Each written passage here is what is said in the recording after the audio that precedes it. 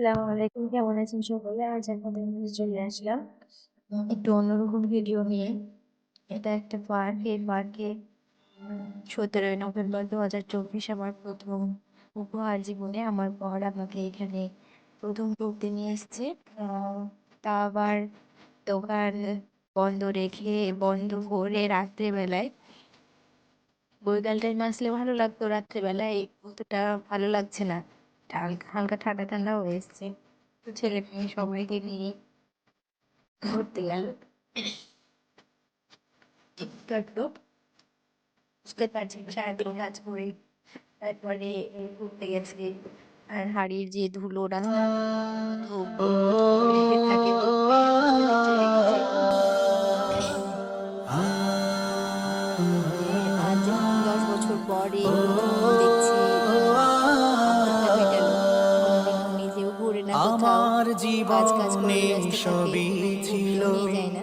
তবু যেন কোনো সুখ এই যে ছিল এটা না পুকুরের আমার মাঝে যে একটা জীবনে। সুন্দর ফল এমন আছে, কেউ ছিল না সেই তো হায় যে শাকের বীজ বের পরশ করে দিয়ে আমার যাবে বর ভালোবাসা। খুব আনন্দ করছেন দেখতে। আমার জীবনে সবই সেই শাকের ছিল, বীজে উঠে আমি একটা তবু ভিডিও করবো যেন কোনো ভাবছিলাম, তো সুখ পারিনি। ছিল শাকের না বীজের আমার বাঁশের ওই জীবনে। বাঁশের এমন সাথে কেউ ফোনটা পড়ে ছিল গেল বলে না আমার তো বড় লাগছিল। হায় যে পরশ ছোটবেলায় দিয়ে ছেলে মেয়ে যাবে সবাই ভালোবাসা। বন্ধু বান্ধব সবার আশার মিষ্টি প্রদীপ একটা নিয়ে আনন্দের এলো মুহূর্ত। সে এই আনন্দের মুহূর্তগুলো তখন, হয়তো পেলাম সবসময় যেন পাওয়া যায় না। আমি আবে এটাই, হায়াত।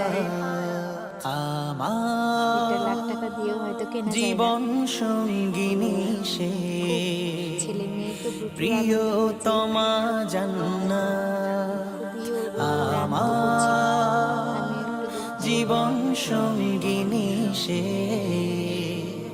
প্রিয়তমা আর রাতের একটু জান্নাত। পরিবেশটা অন্যরকম, দেখতে সুন্দর তো আমার লাগছে। হৃদয়ের তো বাঁকে বাঁকে এই তো যাচ্ছি দুঃখ আমরা পুরো এই ব্যথার আর বললাম একটু নেই ঘুরে বসবাস।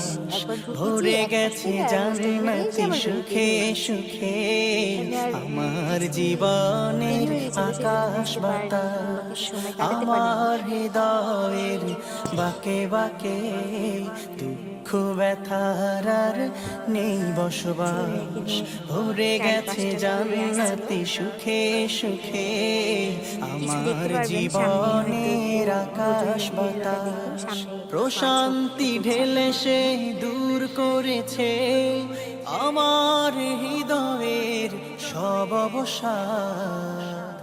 আমার জীবন সঙ্গিনী সে, ছেলেরা তো বুঝে না যে প্রিয়তমা মনটা খারাপ হয় কিছু কিছু জান্নাত। পরিবেশে, এরকম মনোরম পরিবেশে নিয়ে গেলে হয়তো মনটা আমার ভালো লাগবে। মেয়েদের জীবন ছেলেদের মনের ভিডিওটা সঙ্গিনী আলাদা। সে, তো ওরা তো বুঝে না যে প্রিয়তমা জান্নাত।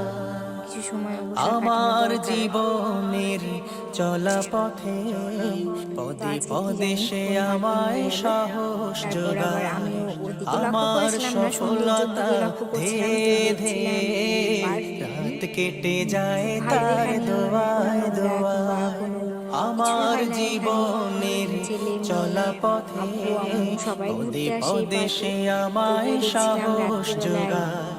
কিছু আমার প্রকৃতি সফলতা দুজনকে আমি দেখেছি। ধীরে আর ধীরে রাত আপনাদের ভাই কেটে নাকি যায় দেখেছে তার আরো বলছিল। তো দোয়ায় এইখানটা একটু দোয়ায়। অন্ধকার হয়ে গেল, আমার এখানে সব হৃদয় গাছ তার গাছালি আছে ছোঁয়া তো। পেয়ে হতাশা ভুলে ফের হয়েছে তো আজাদ।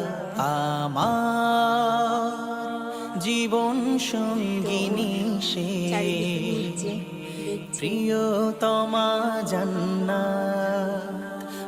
আমার জীবন সঙ্গিনী সে,